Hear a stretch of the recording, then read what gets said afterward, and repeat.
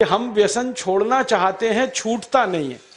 बहुत लोग मुझे ये कहते हैं कि बार बार हमें मालूम है कि ये गुटखा खाना अच्छा नहीं है, लेकिन तलब उठ जाती है, क्या करें। बार बार लगता है कि ये बीड़ी सिगरेट पीना अच्छा नहीं है, लेकिन तलब हो जाती है, तो क्या करें। हमें मालूम है कि शराब पीना अच्छा नहीं है, लेकिन तलब आ जाती है, तो क्या करें। तो आपको बीड़ी सिगरेट की तलब ना आए, गुटखा खाने की तलब ना लगे, तंबाकू खाने की तलब ना हो, शराब पीने की तलब ना हो, इसके लिए एक छोटा सा उपाय बताता हूं जो बहुत आसान है, आप आसानी से कर सकते। पहला उपाय तो यह है कि जिनको बार बार तलब लगती है और जो अपनी तलब पर कंट्रोल नहीं कर पाते, नियंत्रण नहीं कर पाते, इसका माने उनका मन कमजोर है।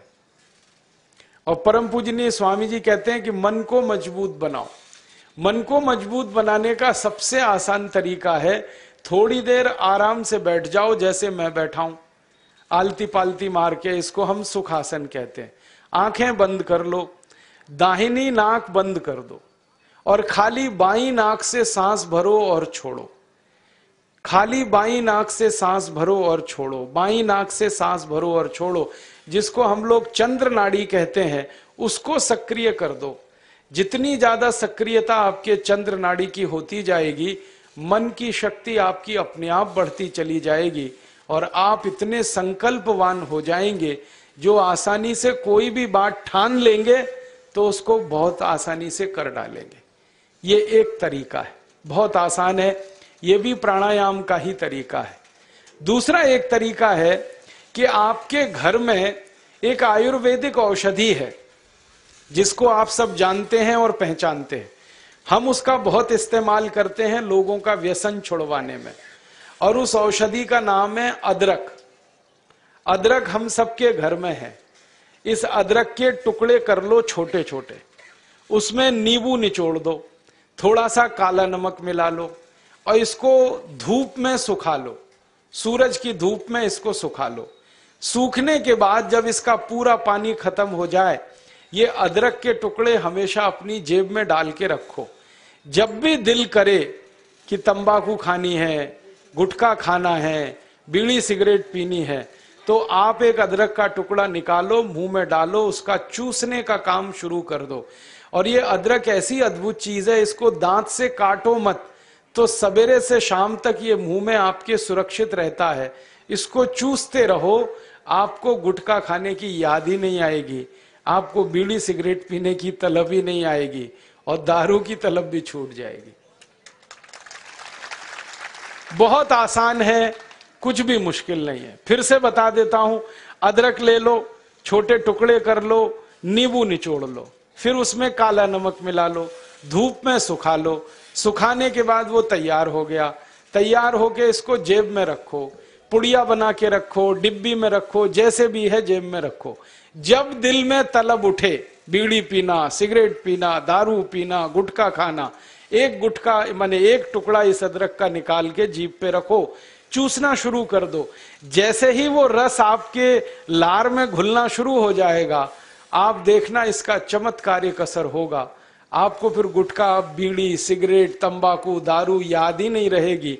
सवेरे से शाम तक चूसते रहो, और जो 2, 4, 10 दिन, 15 दिन, 20 दिन लगातार कर लिया तो हमेशा के लिए व्यसन आपका छूट जाएगा।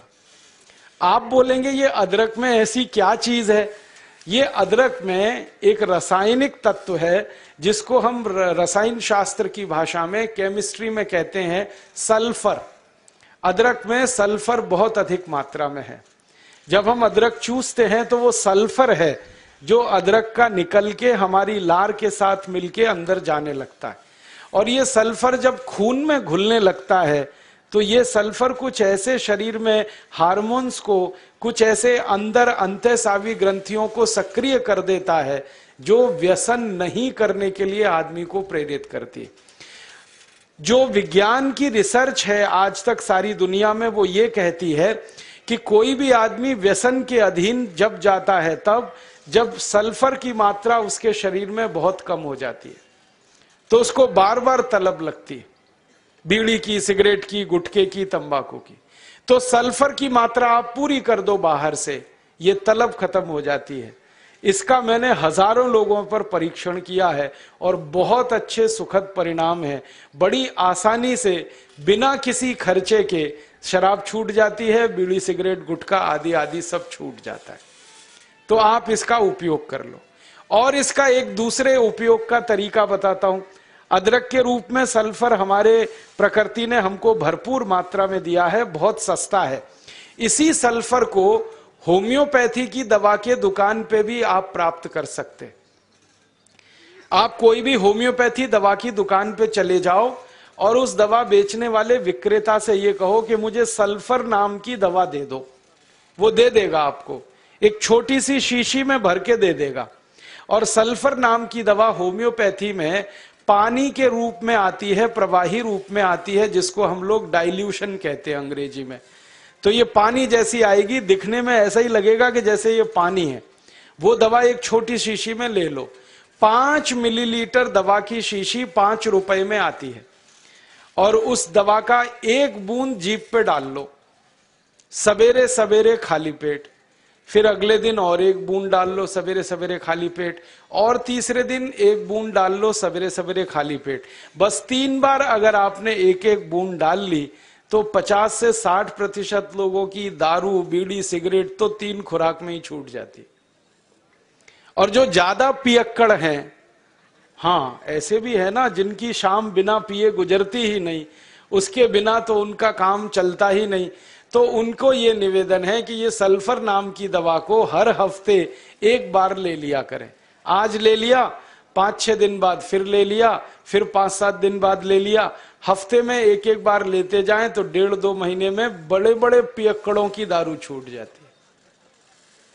मैंने ऐसे ऐसे लोगों की दारू छुड़वाई है जो सवेरे सोकर उठने से पीना शुरू करते थे और रात तक सोने तक पीते रहते थे। उनकी भी दारू छूट गई है। बस इतना ही है कि 2-3 महीने का समय लगा है। तो ये सल्फर दवा अदरक में भी है, बाजार में मिलती है, होम्योपैथी की दुकान पे। अब इस दवा को जब आप खरीदोगे तो दुकानदार आपसे एक सवाल पूछेगा। वो पूछेगा कितनी ताकत की दवा दूं, कितनी पोटेंसी की दवा दूं। तो जब आप लेना इस सल्फर को तो उस दुकानदार से कह देना 200 ताकत की दे दो, 200 पोटेंसी की दे दो। सल्फर 200 यही उसका पूरा नाम है। 200 संख्या है, सल्फर दवा का नाम। तो ये सामान्य रूप से बीड़ी सिगरेट शराब दारू वगैरह वगैरह के लिए काफी है। और जो ज्यादा पीने वाले हैं, बहुत ज्यादा जिनकी दारू है, तो उनके लिए यही सल्फर की 1000 ताकत की दवा ले लेना, 1000 पोटेंसी की। तो सल्फर 200 और सल्फर 1000। और अगर आप सब ग्राम रक्षा समिति की तरफ से एक बोतल खरीद लो, इसकी बहुत सस्ती आती है। ऐसे खरीदोगे तो 5 रुपए में 5 मिलीलीटर है। और बड़ी बोतल खरीद लो 250 मिलीलीटर की या 450 मिलीलीटर की, वो 150-200 रुपए की आती है। और एक बोतल सल्फर दवा में 10,000 लोगों की शराब आसानी से छूट जाती है, मात्र एक बोतल में। और वो बोतल कितने की है? 250-250 रुपए की। और 10,000 लोगों के लिए वो काम आ जाती है। और कभी कभी इस दवा को और अच्छे तरीके से इस्तेमाल करना हो तो 1 बूंद सल्फर को पानी में डाल देना, जो पीने वाला पानी है। और वो पानी जो शराबी लोग हैं, जो पियक्कड़ लोग हैं, जो व्यसन करने वाले लोग हैं, उनको पिला देना। ये पानी में और अच्छे से काम करती। कई बार तो मैंने ऐसा भी किया है कि 1 बाल्टी पानी ले लिया, उसमें 1 बूंद डाल दिया, अब वो पूरा पानी ही दवा हो गया। उसमें से 1-1 चम्मच पिला दिया लोगों को, तो भी व्यसन उनके छूट जाते हैं। तो एक बता दिया मैंने आपको अदरक, उसका इस्तेमाल करना है व्यसन छोड़ने के लिए। और दूसरा बता दिया मैंने आपको सल्फर, जो होम्योपैथी में है, एक 200 ताकत की, एक 1000 ताकत की। और पहली बात जो सबसे पहले मैंने बताई कि मन को थोड़ा मजबूत कर लो, तो बाईं नाक से सांस लेना, बाईं नाक से सांस निकालना 5 मिनट रोज सुबेरे भी अगर आपने कर लिया तो आपके जीवन से सब तरह की कमजोरी मन की खत्म हो जाएगी और व्यसन छोड़ना आपके लिए बहुत आसान हो जाएगा। कभी भी किसी को मजाक नहीं करना। जैसे आप किसी को व्यसन मुक्त बनाना चाहते हैं, वो व्यक्ति बहुत दारू पीता है, ठीक है पीता है, अभी उसका कोई कमजोरी है जिसके कारण वो पीता है, तो उसको दारू से बाहर निकालना ये हमारा कर्तव्य है, लेकिन कभी उसके लिए टीका नहीं करना, टिंगल नहीं करना, उसका मजाक नहीं करना, क्योंकि जैसे ही आपने टीका किया, टिंगल किया तो आपका सारा काम व्यर्थ है। उसको ये मान के कोशिश करना कि इसको कोई बहुत बड़ी कमजोरी है शरीर में। देखिए व्यसन जब आता है ना शरीर में, तो शरीर की कमजोरी से आता है, दुर्गुण वो नहीं है। बहुत लोग कहते हैं कि ये व्यसन करता है इसलिए इसमें गुण कम है। गुण की कमी नहीं होती है, वो व्यक्ति को शरीर में कुछ कमजोरी आती है। कमजोरी क्या आती है? सभी व्यक्ति के शरीर में कुछ रसायन होते हैं, कुछ धातुएं होती हैं, उनमें से कोई एक दो रसायन कम हो गए, कोई एक दो धातुएं कम हो गई, तो व्यक्ति दारू पीना शुरू कर देगा, बीड़ी पीना, सिगरेट पीना, मावा खाना शुरू कर देगा। वो सामान्य रूप से मैंने जो शोध किया है वो ये कि सभी दारू पीने वाले लोगों के शरीर में एक केमिकल, एक रसायन की बहुत कमी आ जाती है। वो रसायन का नाम है सल्फर। हिंदी और मराठी में कहते हैं गंधक, अंग्रेजी में कहते हैं सल्फर। हमारे शरीर में 16 तरह की धातुएं और रसायन हैं। कैल्शियम है, पोटेशियम है, मैग्नीशियम है, सोडियम है, सल्फर है, आयरन है, सिलिकॉन है, कोबाल्ट है, ऐसी 16 धातुएं और रसायन होते हैं। इनमें से कोई एक धातु या एक रसायन कम हुआ और दूसरा जास्ती हुआ तो व्यसन की स्थिति बनती है। लोग जब व्यसन शुरू करते हैं ना, तो हर बार ऐसा नहीं होता कि मजे में करते हैं, मौज में करते हैं, ऐसा हमेशा नहीं होता। अगर 19 वर्ष की उम्र के पहले कोई व्यक्ति व्यसन शुरू करता है तो मान सकते हैं कि वो मजे के लिए कर रहा है। उसके बाद की उम्र का कोई व्यक्ति अगर व्यसन शुरू करता है तो जानने की कोशिश करो, कोई एक रसायन शरीर में बहुत कम होगा, और जब तक उस रसायन की पूर्ति नहीं होगी तब तक वो व्यसन मुक्त भी नहीं हो। उसमें होगा क्या? शुरू में आपने उसको समझाया, 1-2 दिवस समझ गया, फिर कोई दिन चुपके से जाके पी के आएगा, आपको बताएगा भी नहीं, और फिर आपको पता चला, आप बोलोगे यार तुमने फिर पी लिया, तो उसने कहा क्या करूं, मन नहीं मानता, शरीर नहीं मानता। वो मन मानता इसलिए नहीं है कि वो दारू के मदद से उसको वो रसायन की तात्कालिक पूर्ति होती है, शरीर उसकी मांग करता है। शरीर कहता है इसको पियो, इससे तुम्हारी ये कमी पूरी होती, लेकिन वो होती तात्कालिक है, परमानेंट नहीं है। तो ऐसे व्यक्ति को कोई औषध अगर दे दी जाए जो उसके रसायन की पूर्ति कर दे तो जीवन पर्यंत वो व्यसन मुक्त हो सकता है। अब वो क्या रसायन है वो जानना थोड़ा चिकित्सा विज्ञान का काम है। मैं इस पे थोड़ा शोध करता हूँ। चाय कॉफी जो लोग पीते हैं उनके शरीर में आर्सेनिक नाम के रसायन की बहुत कमी आती है, इसलिए वो बार बार चाय कॉफी। शराब पीने वालों को सल्फर, गंधक की बहुत कमी आती है शरीर में, इसलिए बार बार शराब पीते हैं। बीड़ी पीने वाले, सिगरेट पीने वाले और हुक्का पीने वाले,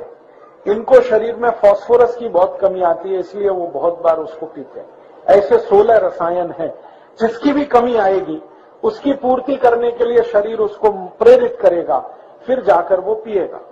तो ऐसी परिस्थिति है।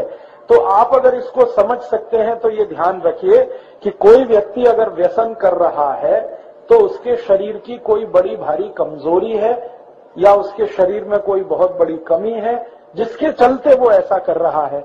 कमी दूर हो जाए तो वो नहीं करेगा। तो इसलिए मैंने आपसे कहा कि कभी भी आप किसी भी व्यक्ति की जो इस तरह के व्यसन में फंसा हुआ है, टीका नहीं करना, मजाक नहीं करना, हंसी खिल्ली नहीं करना उसकी, क्योंकि वो उसकी कोई बड़ी कमजोरी है।